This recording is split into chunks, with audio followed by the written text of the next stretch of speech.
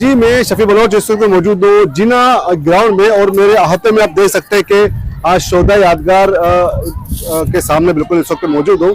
एक जमाना था जब जिना ग्राउंड एमक्यूएम की सियासत का मरकज हुआ करता था। सियासत में और इंतखाबी अमल में बाकायदा इस ग्राउंड में काफी गेमा गेमी होती थी, बल्कि शहर में सबसे ज्यादा जो चंद मकामात हैं जहाँ पर सबसे ज्यादा सियासी एक्टिविटीज होती थी उनमें से एक है जिना ग्राउंड। लेकिन आज इस जिना ग्राउंड में इस समय देख रहे हैं कि बच्चे फुटबॉल खेलते हुए भी नजर आ रहे हैं, क्रिकेट खेलते हुए नजर आ रहे हैं, ना यहाँ पर कोई सियासी सरगर्मियां हो रही है, जबकि पोलिंग शुरू होने में सिर्फ चंद घंटे ही बाकी रह गए, लेकिन ये वो पहले जैसी गेमा गेमी है नहीं। इस पर बात करते हमारे साथ मौजूद है सीनियर साफी इमरान अहद खान, जिनकी रिहायश भी यही सी इलाके में है और जो कि कराची की सियासत में काफी गहरी नजर भी रखते हैं। जी इमरान, ये बताएं, एमक्यूएम का ये मरकज हुआ करता था, लेकिन आज इतनी खामोशी क्यों है? देखिए, बिल्कुल अगर हम 2013 के इंतखाबात की बात करें तो उसके बाद हमें यही वो मैदान है जहां पर तमाम के तमाम जो कराची से मुंतखब होने वाले उम्मीदवार हैं वो यहाँ पर आते हुए नजर आए और यहाँ पर उनका वेलकम किया गया और यहीं पे जश्न मनाया गया। जबकि बल्दियाती इंतखाबात की बात करें तो बल्दियाती इंतखाबात जो हुए थे 2015 के, वहां भी यही सूरत हाल थी कि ये इस मैदान को सजाया गया था बहुत खूबसूरती से।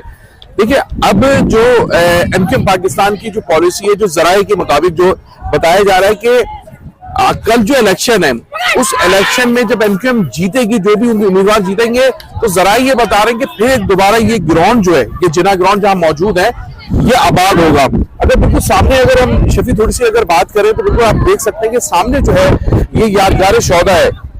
बिल्कुल इसी जगह पे एक टेंट लगाया जाता था जहां पे तमाम उम्मीदवार आते थे। ये जगह जिस जगह पे मौजूद है, ये स्टेज बनता था और इस स्टेज पे तमाम जो एमक्यूएम के रहनुमा होते थे वो इस स्टेज पे आते थे। उसके बाद थोड़ा सा फैसल दिखा सके कि ये बिल्कुल सामने जो आज आपको बच्चे खेलते हुए नजर आ रहे हैं, यहाँ पर तमाम के तमाम कराची भर से एमक्यूएम के सपोर्टर, वोटर, कारकुनान जो है वो जब जश्न बन रहा होता था वो यहाँ पर मौजूद होते थे।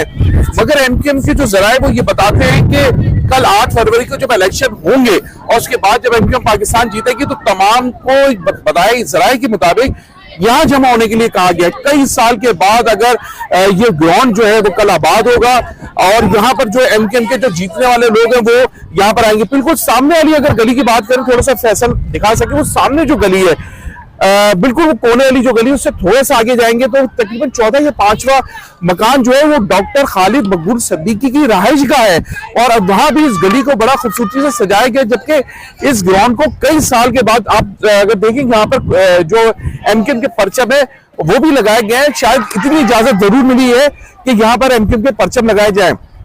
जबकि 4 रोज कबल जो है वो एक खबर भी सोशल मीडिया पे आई थी, मगर खबर में कोई सदाकत नहीं थी। उस खबर में सदाकत वो ये थी कि इस ग्राउंड में तमाम एमक्यूएम के कारकुनान सपोर्टर जमा होंगे और यहाँ बसंत मेला होगा। मगर जो एमक्यूएम के रहनुमा थे, जो लीडरशिप है, उनसे हमारी बात हुई, उन्होंने कहा ऐसा कुछ भी नहीं है।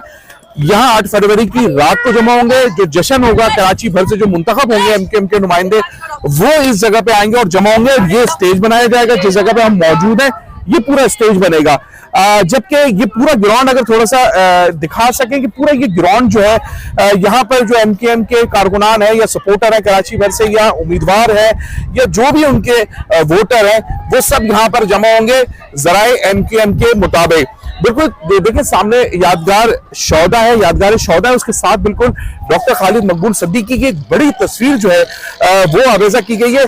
हमेशा इस जगह पे एमक्यूएम के जो कायद हैं वो इनकी तस्वीर यहाँ पर लगाई जाती थी इलेक्शन से कबल, मगर इस बार जो है 2000 हम कह सकते हैं 2013 के बाद पहली दफा यहाँ पर डॉक्टर खालिद मकबूल जो सरबराह एमक्यूएम पाकिस्तान है उनकी जो तस्वीर है वो हमें यहाँ पर नजर आ रही है।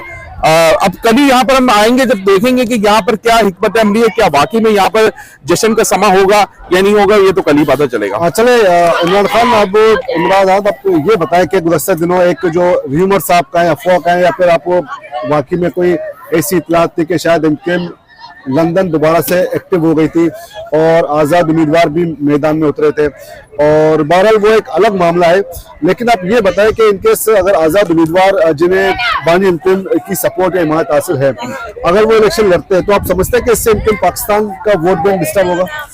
देखिए, हो सकता है कि सियासी तौर पे या हम मतलब रिपोर्टर हैं, मगर नजर हमारी है।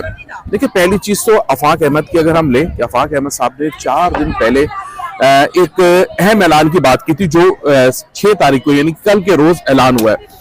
तो वो जब ऐलान की बात की उन्होंने कि मैं बहुत बड़ा ऐलान करूंगा, सियासी धमाका करूंगा, तो पूरी मीडिया, सोशल मीडिया और एमक्यूएम के बहुत सारे जो ग्रुप्स हैं, या एमक्यूएम लंदन की बात करें या एमक्यूएम हकीकी की बात करें, उनकी नजर थी कि आफाक अहमद क्या ऐलान करने जा रहे हैं। अच्छा, बहुत सारी खबरें ये आ रही थी कि जो एमक्यूएम लंदन के, क्योंकि इस बार एमक्यूएम लंदन भी भरपूर तरीके से कराची, हैदराबाद और सिंध के जो शहरी इलाके हैं वहां से भरपूर इलेक्शन लड़ रही। हम कह सकते हैं कि 22 अगस्त के बाद पहली दफा एमक्यूएम इस तरह जनरल इलेक्शन में या कोई भी बल्दियाती इलेक्शन जो भी हुए उसमें पहली दफा भरपूर इलेक्शन लड़ रही है। तो ये भी आ रहा था कि आफाक अहमद जो है, जराए बता रहे थे कि आफाक अहमद जो है वो एमक्यूएम लंदन के जो उम्मीदवार है उनको ऑन करेंगे, क्योंकि जाहिर है लंदन की तरफ से ऐलान तो हो गया उन उम्मीदवारों का, मगर उनके लिए थोड़ी सी मुश्किलात पैदा तो हो रही थी। तो 3-4 दिन तक पूरी मीडिया, सोशल मीडिया ये देखती रही। रैली निकली कल, और रैली कायद-ए-आज़म के बाजार से कुछ फासले पे जो है वहां खिताब था। जब खिताब शुरू हुआ तो शायद हमें भी बड़ी हैरत हुई, और शायद एमक्यूएम के हकीकी के जो कारकुनान थे उनको भी बड़ी हैरत हुई शफी, और एमक्यूएम लंदन के जो कारकुनान ये सोच के शायद बैठे हुए थे कि आफाक अहमद हमें शायद ऑन करेंगे, या जो भी एक सोशल मीडिया पे चल रहा था उस हवाले से। वहां जब खिताब आफाक अहमद के शुरू हुआ, थोड़ी सी बात की, उसके बाद उन्होंने कहा कारकुनों में एक बहुत बड़ा फैसला करने जा रहा हूं, तुम लोग तैयार हो? कारकुन ने कहा बिल्कुल तैयार है। ऐलान ये हुआ कि जिस तरह इदारे या सियासी जमात जो है उसकी रेड लाइन सैयद मुस्तफा कमाल है, तो आफाक अहमद की जो रेड लाइन है वो महाजिर नाम है। ऐलान खत्म हुआ और सब अपने अपने घर चला जाए। तो ये शायद मायूसी हुई है, क्योंकि सियासी तौर पे ये सोचा जा रहा था कि आफाक अहमद को हिकमत अमली बनाएंगे, शायद एमक्यूएम लंदन के जो उम्मीदवार हैं उनको सपोर्ट करेंगे, या किसी भी हवाले से बहुत सारी सोशल मीडिया पे खबरें चल रही थी। मगर वो ऐलान जो था, पूरी रैली थी, रैली जो है वो मिलेनियम से स्टार्ट हुई, फेडरल एरिया से होते हुए ये आयशा मंजिल और लियाकताबाद से होते हुए कायद-ए-आज़म के मजार पहुंची। तो लोगों के जहन में ये था कि कोई बड़ा ऐलान होने जा रहा है। मगर ये तो हो गया एक हिस्सा। दूसरा हिस्सा ये है कि एमक्यूएम भरपूर इलेक्शन लड़ रही है, एमक्यूएम पाकिस्तान भी लड़ रही है, एमक्यूएम लंदन भी लड़ रही है, और एमक्यूएम कह सकते हैं कि आफाक अहमद के जो है एमक्यूएम हकीकी वो भी लड़ रही है। तीनों फैक्शन लड़ रहे हैं। अब जो कल के बाद बहुत सारी जगहों पे ये होता था कि एमक्यूएम लंदन को आजादी नहीं है इंतखाबात लड़ने की, शायद अब वो जो गिला है ना वो कल खत्म हो जाएगा। अगर कल एमक्यूएम लंदन के कोई उम्मीदवार जीत गए, तो जो वो कहते थे कि भाई हमें मौका नहीं मिलता है, हमारे लिए स्पेस नहीं बनता है इलेक्शन का, तो शायद उसके बाद, कल के बाद, ना एमक्यूएम हकीकी, ना एमक्यूएम पाकिस्तान और ना ही एमक्यूएम लंदन खास तौर पे उनको ही गिला शिकवा रहेगा कि भाई हमें स्पेस नहीं दिया जाता, क्योंकि सब इलेक्शन लड़ रहे हैं। अब जो हारेगा, जो जीतेगा, वो फैसला तो खैर कल ही होगा, मगर ये बिल्कुल तय हो चुका है कि तमाम सियासी जमातें, जिसमें पीटीआई भी है, उनके भी आजाद उम्मीदवार हमें पूरे कराची से इलेक्शन लड़ते हुए नजर आ रहे हैं। एमक्यूएम लंदन के भी तमाम जो आजाद उम्मीदवार हैं वो इलेक्शन लड़ते हुए नजर आ रहे हैं। एमक्यूएम पाकिस्तान, तमाम की तमाम सियासी जमातों की, पाकिस्तान पीपल्स पार्टी की। तो अब कल के बाद, 8 फरवरी के बाद कोई ये गिला शिकवा नहीं करेगा कि हमें स्पेस नहीं मिला, हमें इलेक्शन नहीं लड़ने दिया। अब हार जीत तो कल ही देखा जाएगा। अच्छा इमरान, इसको मेरे ख्याल में अब इसको एंड करते हैं।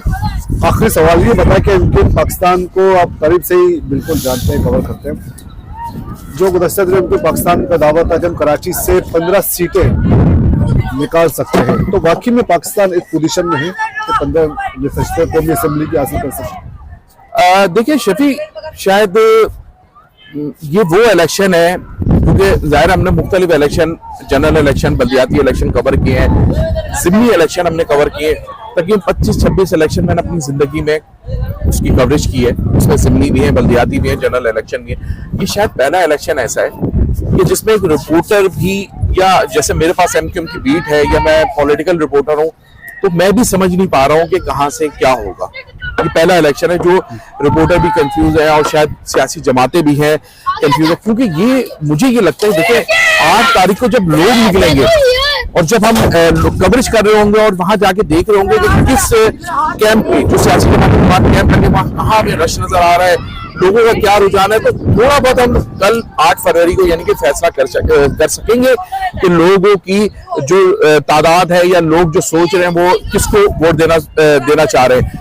पर अभी तक ना कुछ हालात पता नहीं चल रहे कि हालात आखिरकार जाएंगे कहाँ। अच्छा इमरान, जिस तरह आपने कहा कि बिल्कुल एक गैर यकीनी सी सूरत हाल है, बंदा बिल्कुल कोई भी प्रेडिक्ट नहीं कर सकता कि क्या सूरत हाल होगी, तो बिल्कुल लेकिन तमाम जमातों को मेरे ख्याल में तकरीबन लेवल प्लेइंग फील्ड शायद हासिल हो। मां सिवाय लंदन और पीटीआई की क़यादत की जानिब से कहा जा रहा है कि जी उन्हें लेवल प्लेइंग फील्ड हासिल नहीं है, वरना सभी जमातें ग्राउंड पर मौजूद है।